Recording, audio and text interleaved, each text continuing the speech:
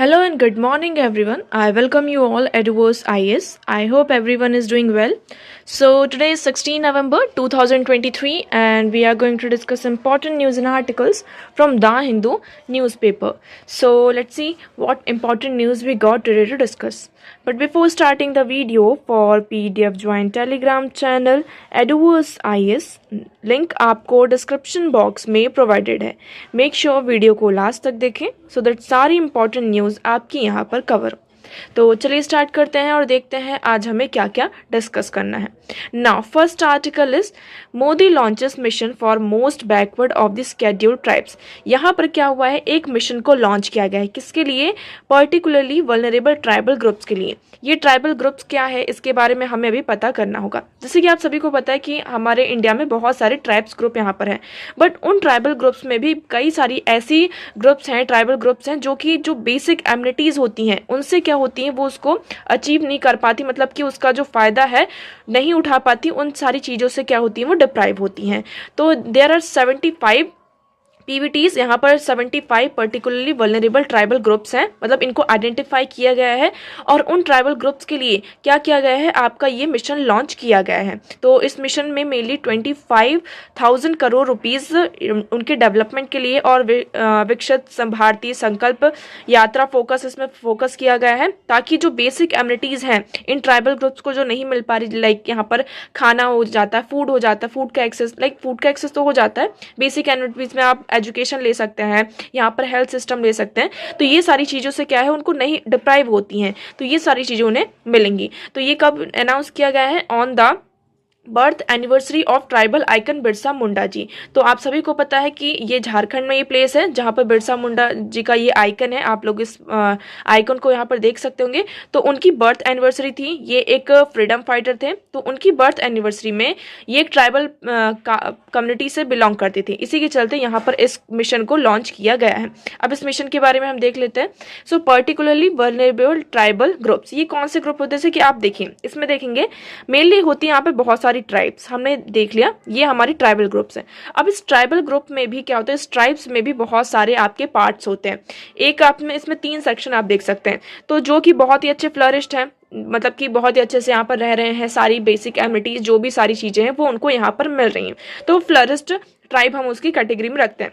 उसके बाद आपकी आती है स्केड्यूल्ड ट्राइब्स. स्केड्यूल्ड ट्राइब्स क्या होती है, उससे थोड़ा सा कम होते हैं, उनके पास यहाँ पर वो थोड़ी सी पिछड़ी होती हैं. उसके बाद आती हैं आपकी पीवीटीज, पर्टिकुलरली वल्नरेबल ट्राइब्स ग्रुप यहाँ पर आता है. अब ये ग्रुप आया कहाँ से, मतलब कैसे हमने इसे आइडेंटिफाई किया? तो यहाँ पर आप देखेंगे 1973 में आपका देबर कमीशन आता है. कौन सा? देबर कमीशन 1973 में आता है. उन्होंने एक नई कैटेगरी, जो ये ट्राइबल ग्रुप है पर्टिकुलरली वल्नरेबल ट्राइबल ग्रुप्स, इसको यहाँ पर डिस्टिंग्विश किए हैं. ठीक है, आई होप आपको यहाँ पे क्लियर होगा. So the PVTG as a distinct category was born out of the observation of the Dhebar commission in 1973. PVTG I identify as the most vulnerable. ये क्या है, आपकी most vulnerable inhabitants residing in the less developed region of India. तो यहाँ पर जो आपकी less developed region है इंडिया में, वहाँ पर ये क्या कहती रहती हैं. तो स्पेशली अगर हम देखें तो पर्टिकुलरली यहाँ पे 75 ऐसे ग्रुप्स हैं इन 17 स्टेट्स एंड 1 यूनियन टेरिटरीज, जहाँ पर हमने ये जो पीवीटीजी ग्रुप के पीपल हैं, जो भी आपकी पर्टिकुलरली वल्नरेबल ट्राइबल ग्रुप्स हैं, इन्हें आइडेंटिफाई किया गया है. मेनली ये कहाँ, इनका हाईएस्ट नंबर कहाँ देखने को मिलता है? उड़ीसा में देखने को मिलता है. इसीलिए आप सभी ने देखा होगा ये जो स्कीम है मेनली यहाँ के लिए क्या की गई है, अनाउंस की गई है. Okay, so I hope this one is clear to you. Now next move करते हैं. सो नेक्स्ट मूव करने से पहले हम डिस्कस करेंगे हमारे कुछ क्वेश्चन. तो आज का हमारा पहला क्वेश्चन है, the government of India act 1919 clearly defines. यहाँ पर हम किसकी बात कर रहे हैं? गवर्नमेंट ऑफ इंडिया एक्ट 1919 की. ये क्या डिफाइन करता है ये आप लोगों को बताना है. आपके पास 4 ऑप्शन है. First is saying the separation of power between the judiciary and the legislature. क्या 1919 का जो एक्ट था, Indian government of India act 1919, वो यहाँ पर सेपरेशन ऑफ पावर की बात करता है. सेकंड है the jurisdiction of the central and the provincial government. क्या ये सेंट्रल एंड प्रोविंशियल गवर्नमेंट के ज्यूरिडिक्शन की बात करता है. थर्ड है the power of the secretary of a state for India and the viceroy. ये किसकी बात कर रहा है कि पावर्स की बात कर रहा है. किसकी पावर्स की? Secretary of states for the India and the viceroy. इनकी पावर्स के बारे में, इनकी पावर्स क्या है उसको डिफाइन किया गया है in the government of India act 1919, none of the above. तो इसमें से कौन सा ऑप्शन करेक्ट होगा, कौन सा ऑप्शन इनकरेक्ट होगा, आप लोगों को कमेंट सेक्शन में कमेंट करके बताना है। ओके, वीडियो के एंड में इस क्वेश्चन का आंसर आप लोगों को दिया जाएगा। नाउ सेकंड क्वेश्चन की बात करते हैं। Second question is the fundamental object of the panchayati raj system is to ensure which among the following. यहाँ पर हम किसकी बात कर रहे हैं, पंचायती राज सिस्टम की। तो इसमें ये हमें बताना है कि पंचायती राज सिस्टम में आपका जो फंडामेंटल ऑब्जेक्ट क्या है। ठीक है, तो आपके पास चार ऑप्शन है। फर्स्ट है people's participation in development, political accountability, democratic decentralisation, financial mobilisation. तो पंचायती राज सिस्टम का हमें फंडामेंटल ऑब्जेक्टिव बताना है। ओके, तो आपके पास ऑप्शन है 1 2 3, 2 एंड 4, 1 एंड 3, 1 2 3 4। तो पीपल्स पार्टिसिपेशन इन डेवलपमेंट, क्या पंचायती राज सिस्टम के थ्रू हम लोगों का पार्टिसिपेशन चाहते हैं डेवलपमेंट में, पॉलिटिकल अकाउंटेबिलिटी को इंश्योर करना चाहते हैं, क्या डेमोक्रेटिक डिसेंट्रलाइजेशन चाहते हैं, या फिर फाइनेंशियल मोबिलाइजेशन यहाँ पर चाहते हैं। तो इसका जो फंडामेंटल ऑब्जेक्ट है वो हमें बताना है। तो दोनों क्वेश्चंस के आंसर आप लोगों को कमेंट सेक्शन में करना है। वीडियो के एंड में आप दोनों क्वेश्चंस के आंसर दिए जाएंगे। सो मेक श्योर आप लोग वीडियो को लास्ट तक देखें। सो चलिए आगे बढ़ते हैं, नेक्स्ट मूव करते हैं। सो आज का हमारा नेक्स्ट आर्टिकल है the Nobel in economics as a need to course correct. अब देखिए यहाँ पर ये आर्टिकल जो है फर्स्ट वाला article, as Gaza wars rages waiting for the other shoe to drop. तो इसमें ये वही गाजा के वार, जो आपका इजराइल और गाजा का जो कन्फ्लिक्ट चल रहा है उसके बारे में है। तो अभी देखिए ये यहाँ पर कोई भी हमारे लिए इंपॉर्टेंट नहीं, जो भी छोटी छोटी अपडेट्स आ रही हैं उससे हम अपडेट्स लेते जा रहे हैं। तो उसी का पूरा यहाँ पे हाईलाइट दिया गया है कि कब कैसे यहाँ पे गाजा में 2015 से इजराइल फोर्स गाजा से यहाँ पर लीव करती हैं 2005 में, फिर यहाँ पर 2008 में होता है, फिर 2012, 14, 21, अब यहाँ पर 2023 आ चुका है ना। तो यहाँ पर कितने दिन कैसी वॉर चल रही है, यहाँ पर लीडर्स का क्या रोल होना चाहिए, तो इसके बारे में सारी चीज़ें हैं, लेकिन ये हमारे लिए अभी इतना ज़्यादा इंपॉर्टेंट नहीं है। ओके, नेक्स्ट हम बात करते हैं। ये आर्टिकल हमारे लिए इंपॉर्टेंट हो जाता है और ये वाला आर्टिकल भी यहाँ पर इंपॉर्टेंट होता है।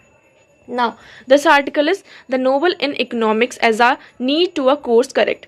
अब देखिए यहाँ पर अभी जो इकोनॉमिक्स में नोबेल प्राइज मिला है वो किसे मिला है, एक विमेन क्लाउडिया गोल्डिन जी को यहाँ पर मिला है। ओके, उन्होंने यहाँ पर कौन सा कॉन्सेप्ट दिया था कि जो आपका हम बात कर रहे हैं किसकी, जो जेंडर डायनेमिक्स है लेबर मार्केट में, जो जेंडर डायनेमिक्स है, जो जेंडर गैप है, उसके बारे में उन्होंने पूरी स्टडी की और उस स्टडी के बाद उन्होंने ये बताया जिसके कारण मतलब कि हम सेम यहाँ पर जेंडर गैप कैसे देखने को मिलता है हमें, जो ये जेंडर गैप है ये कैसे देखने को मिलता है कि फॉर एग्जांपल यहाँ पर मैन है and women. Okay, men and women both are doing the same work but they are getting different types of wages। मतलब उनका जो wages का क्राइटेरिया है वो अलग है but they are doing the same work। तो ये जेंडर गैप हमें देखने को मिलता है, चाहे वो हम मार्केट की बात कर लें या फिर हम एजुकेशन सिस्टम की बात कर लें, हेल्थ सिस्टम की बात कर लें, आप किसी भी सिस्टम को उठाकर देख लीजिए, किसी भी इंस्टीट्यूशन में हम बात करते हैं किसकी, जो रिप्रेजेंटेशन होता है वुमेन का, वो हर जगह हमें कहीं ना कहीं कमी दिखाई देती है। तो इसी के चलते यहाँ पर जो जेंडर गैप है पूरी इस पर स्टडी की गई और इसी के चलते जो क्लाउडिया गोल्डिन है उनको यहाँ पर नोबेल प्राइज मिला। तो ये कहा जा रहा है कि ये जो नोबेल प्राइज है किसको मिला है, एक वुमेन को मिला है। किसको, एक वुमेन को मिला है। इससे पहले जो नोबेल प्राइज मिलते थे वो किसको मिलते थे, यहाँ पर मेल को मिलते थे, है ना, किसको मिलते थे, मेल को मिलते थे। तो ज्यादातर आपने देखा होगा जो भी नोबेल प्राइज यहाँ पर मिलते हैं उसमें ज्यादातर किसको मिलते हैं, ये मेल को मिलते हैं। तो ये किसको एक्नॉलेज करता है, विमेन का जो वर्क है उसको कई बार एक्नॉलेज नहीं किया जाता है, क्योंकि यहाँ पर क्या है, जो बहुत सारी जो फेमिनिस्ट इकोनॉमिस्ट हैं उन्होंने ये आर्ग्यू किया that the need to revisit economic theory to overcome the limitation posed by its masculine nature. तो यहाँ पर कई बार क्या होता है, जो मैस्कुलाइन नेचर, जो पैट्रियार्की होती है, मेल डोमिनेटेड, हमारी एक तरीके से आप सभी को पता है कि हमारी जो सोसाइटी है वो मेल डोमिनेटेड सोसाइटी है, तो उनका यहाँ पर बोलबाला हो जाता है जिसके कारण जो वुमेन का वर्क होता है उसको एक्नॉलेज नहीं किया जाता है। ओके, तो ये पूरी थ्योरी है, इसके बारे में उन्होंने बताया है कि पैट्रियार्की सोली यहाँ पर है, जो कई बार क्या करता है, जो एजप्शंस होते हैं, एल्ट्रुजम्स होते हैं, foundation of the economic theories house hold में, ये सारी चीज़ों को क्या करता है, कंसर्न करता है। ओके, सो कई बार ये कहा जाता है कि विमेन आगे बढ़ क्यों नहीं पाती हैं। यहाँ पर ये जो गैप हमें देखने को मिलता है वो स्टार्ट कहाँ से होता है।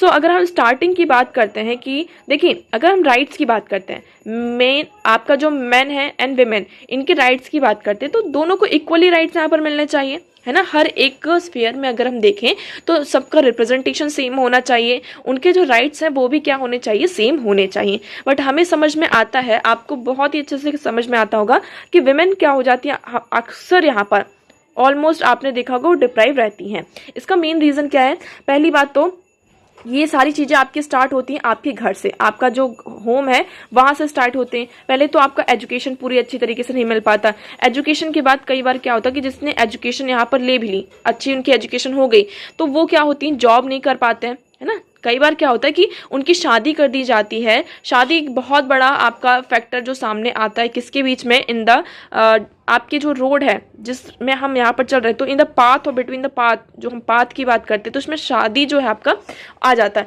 कई बार शादी, हम ऐसा नहीं कह रहे कि शादी आपका हर्डल है, लेकिन कई बार क्या होता है कि वो उसमें रोक टोक लगा देते हैं, ठीक है, कि आपके हाउस होल्ड काम ज़्यादा उस पर फोकस करना चाहिए, इन सारी चीज़ों पर ज़्यादा फोकस करना चाहिए, तो वो हायर एंड फायर के ट्रैप में यहाँ पर हो जाता है।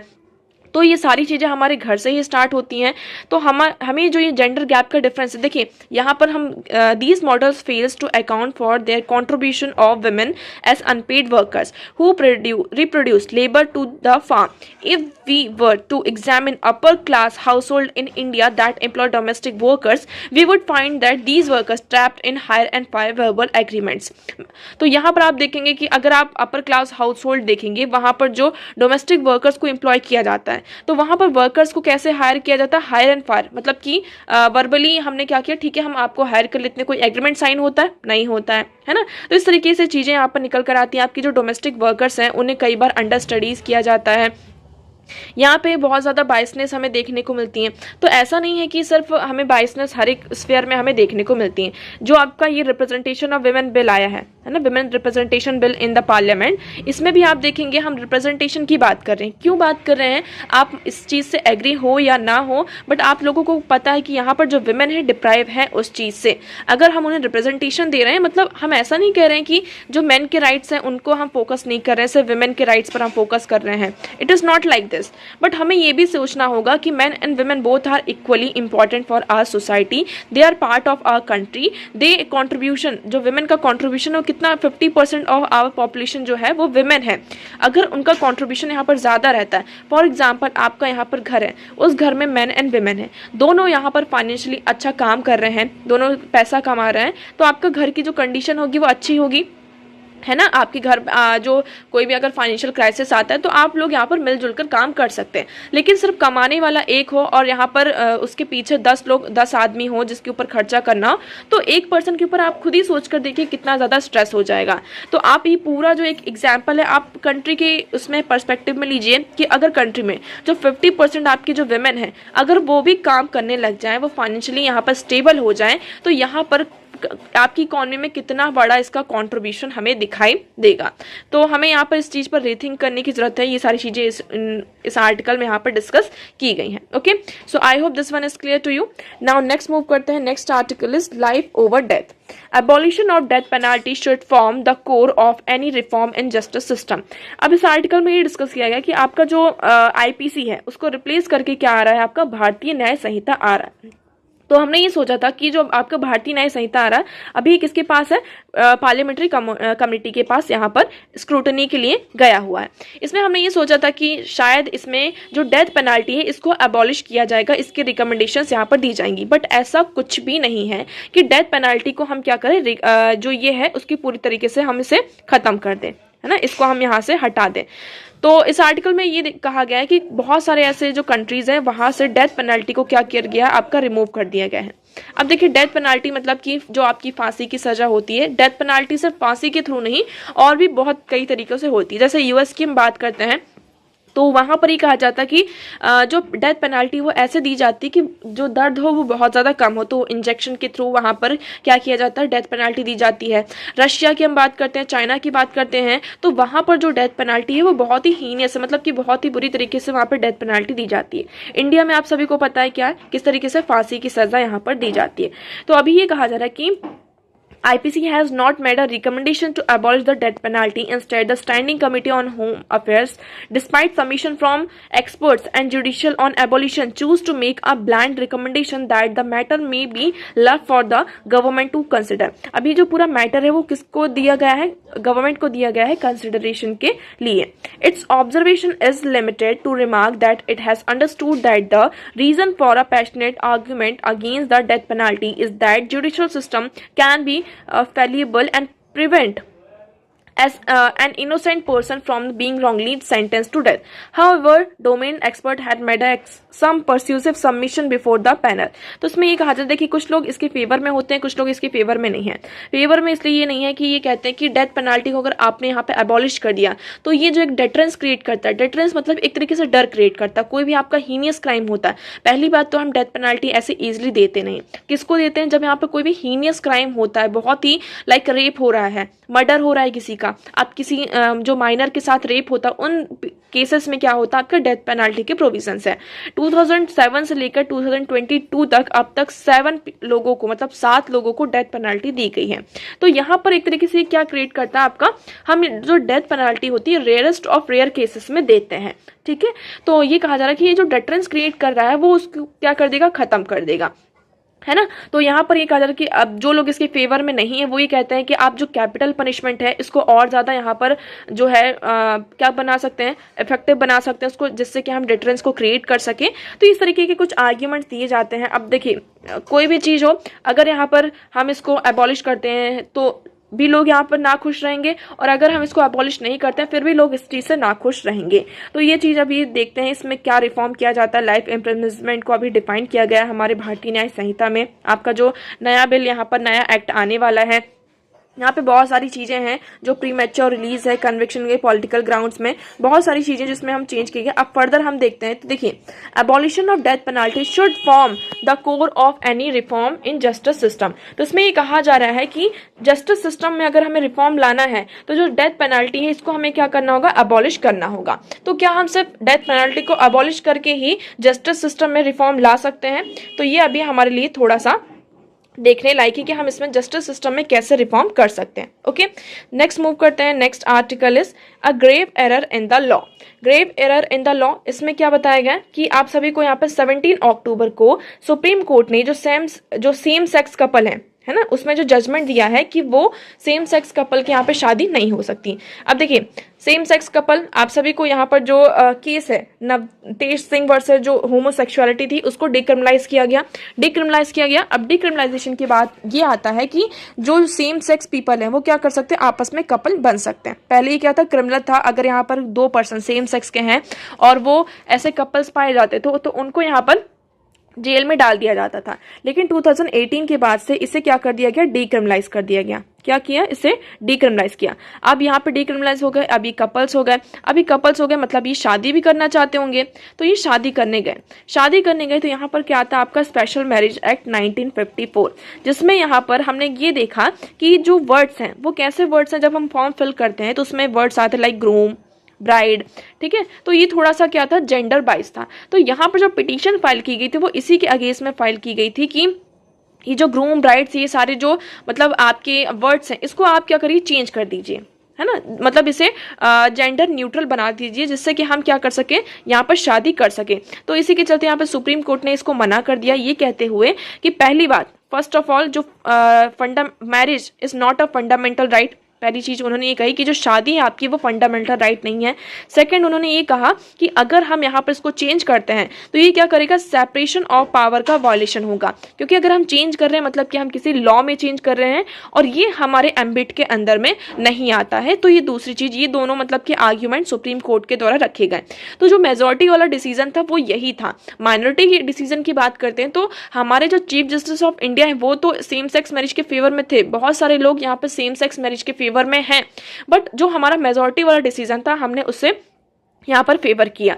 अब इस आर्टिकल में यहाँ पर आर्ग्यूमेंट्स क्या दिए गए हैं, ये जो दो बातें कही गई हैं। पहली बात तो ये कहा गया कि जो हम यहाँ पे सेम सेक्स कपल की फंडामेंटल राइट्स की बात करते हैं, तो ये क्या कर रहा है, आपका जो आर्टिकल 14 और article 15 prohibits discrimination on grounds including sex, और जो आपका आर्टिकल 14 है guarantee equality and equal protection of the law, ये क्या कर रहा है, इसको वॉलेट कर रहा है। तो जो हम फंडामेंटल राइट्स की बात कर रहे हैं ये यहाँ पर वॉलेट कर रहा है, ठीक है, क्योंकि जो आर्टिकल 15 है वो किसकी बात कर रहे हैं यहाँ पर, जो आपका जो होमोसेक्सुअलिटी सेक्स है, सेक्सुअल ओरिएंटेशन के बेसिस पर यहाँ पर डिस्क्रिमिनेशन नहीं होना चाहिए। पहली चीज तो ये हो गई। दूसरी आप यहाँ पर किसकी बात कर रहे हैं, सेपरेशन ऑफ पावर की, ठीक है। The minority judgement in fact does not address the issue at all by holding that this court cannot either strike down the constitutional validity of special marriage act or read words the special marriage act because of its institutional limitation। तो यहाँ पर ये कहा कि supreme court ने पहली बार तो ऐसा कुछ काम किया नहीं है। उन्होंने विशाखा गाइडलाइंस दी थी 1997 में, in the absence of law, ऐसा कोई भी गाइडलाइंस एब्सेंस नहीं था जो सेक्सुअल हैरेसमेंट में। आपका जो नालसा 2014 में, यहाँ पर कोर्ट नहीं क्या किए थे, डायरेक्ट किए थे rights of third gender person, मतलब जो थर्ड जेंडर पर्सन की जो राइट्स हैं उसको रिकॉग्नाइज किया गया था, और उसे यहाँ पर कोर्ट ने ही डायरेक्ट किया था। तो कोर्ट ने ऐसा कई बार किया है, तो इस बार भी कोर्ट ऐसा कर सकती थी, इस चीज़ को रिकॉग्नाइज कर सकती थी, बट कोर्ट ने ऐसा कुछ भी नहीं किया। तो इसी चीज़ को यहाँ पर इस आर्टिकल में डिस्कस किया गया है। यहाँ पे क्या करना था, कोर्ट को मेडिएट करना था, क्योंकि कोर्ट क्या है, एक तरीके से सिग्निफिकेंट आप कह सकते हैं अथॉरिटी है, जो कि जो डेमोक्रेसी है और जो हमारे राइट्स हैं हम उसको क्या करती है यहाँ पर रिकॉग्नाइज करती है। तो यहाँ पे in the one of the direction of the judgement the court record of submission by the union government that committee by chaired by the cabinet secretary to decide the entitlements of queer person. This delegation is where the court simply abdicates its role when a complaint of a fundamental right violation is brought before the judiciary, referring to a question back to alleged discriminators is simply irrational. Okay, so यहाँ पर कुछ cases इसमें कहा जा same sex marriage को हमें क्या करना था, प्रोटेक्ट करना था, बट कोर्ट ने ऐसा नहीं किया। तो अब हम फर्दर देखते हैं कि इसमें आगे चलकर क्या निकल कर आता है। नेक्स्ट मूव करते हैं। So next article is FATF team in India to hold on site review meetings. अब इंडिया में FATF जो फाइनेंशियल एक्शन टास्क फोर्स की टीम है वो इंडिया में आई हुई है, यहाँ पर मीटिंग चल रही। अब फाइनेंशियल एक्शन टास्क फोर्स का काम क्या होता है, इसका काम ये होता है कि जो मनी लॉन्ड्रिंग के केसेस आते हैं, टेररिस्ट फाइनेंसिंग होती है, तो इसका पूरा जो फ्रेमवर्क होता है इन सारी चीज़ों की स्क्रूटनी करने के लिए यहाँ पर आती हैं, उस चीज़ों को डिस्कस करती हैं। तो इसका मेनली ये होता है, कई बार क्या होता है, बहुत सारे ऐसे इंस्टीट्यूशंस होते हैं जिनको फॉरेन कंट्री से यहाँ पर आपके फंड्स मिलते हैं, फॉरेन कंट्री से मिलते हैं, और जो भी आपकी इंस्टीट्यूशंस हैं लाइक वर्ल्ड बैंक हुआ, IMF हुआ, यहाँ से आपको फंड मिलते हैं, लोन मिलते हैं।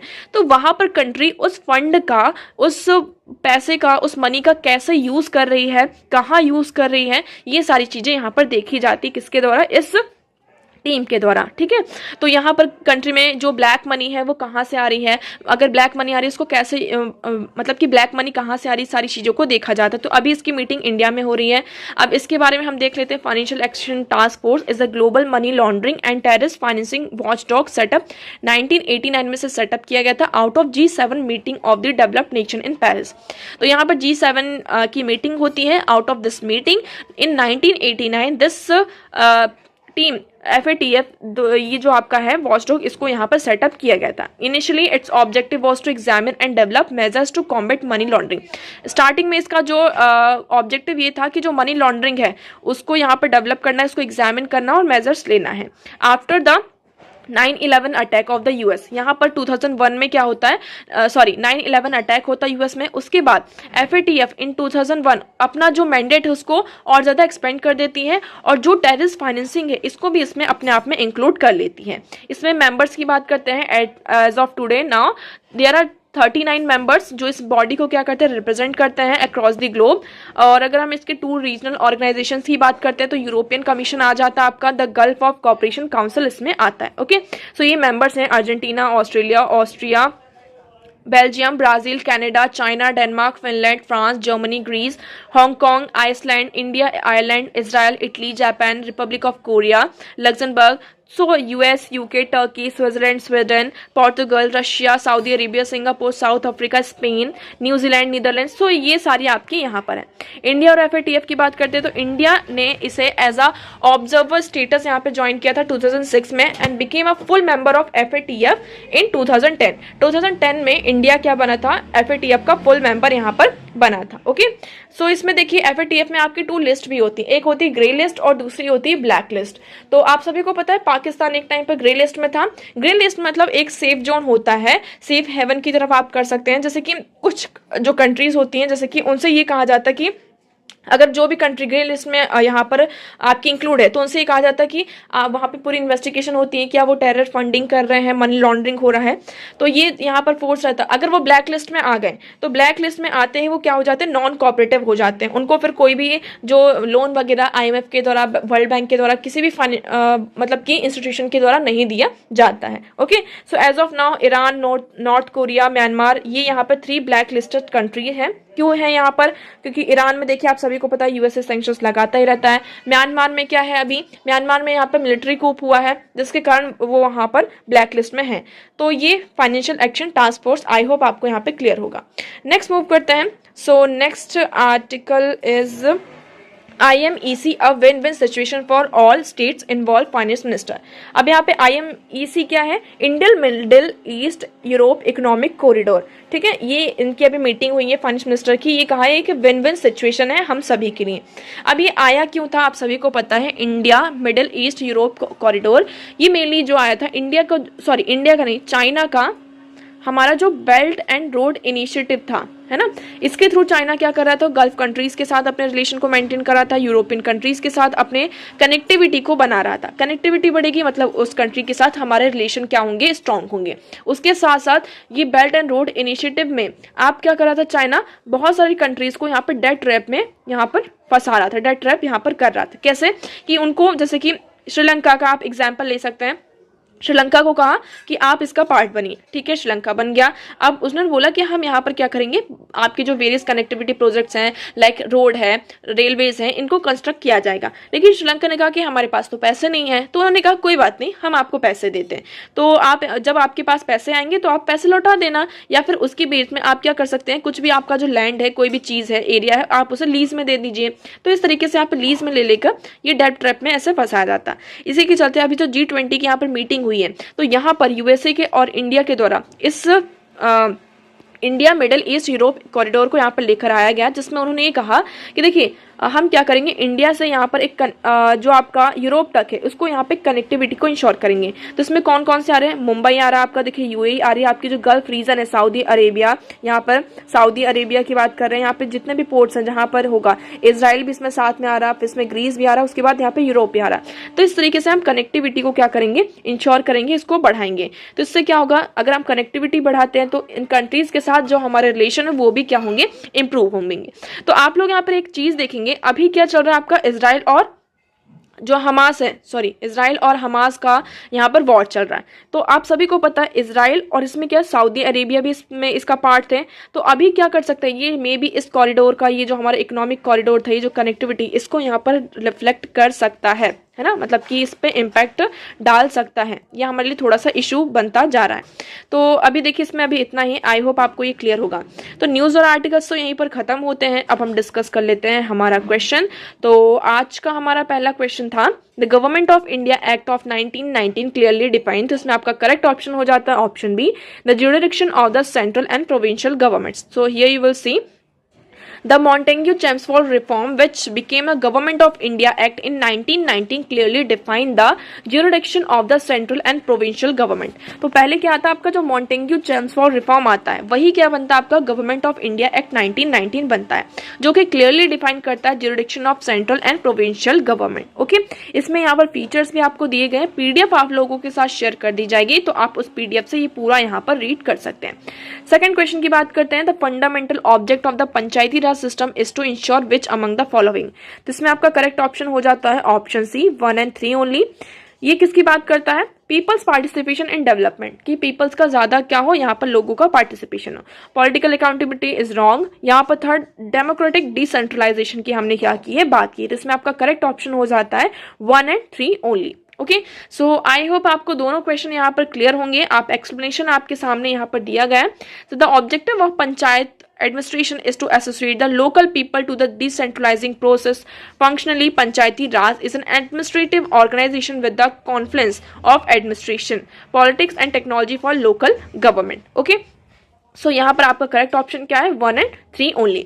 सो आज के लिए इतना ही। मैं उम्मीद करती हूँ आपको सारी चीज़ें यहाँ पर क्लियर होंगी, but still if you have any doubt you can ask in comment section.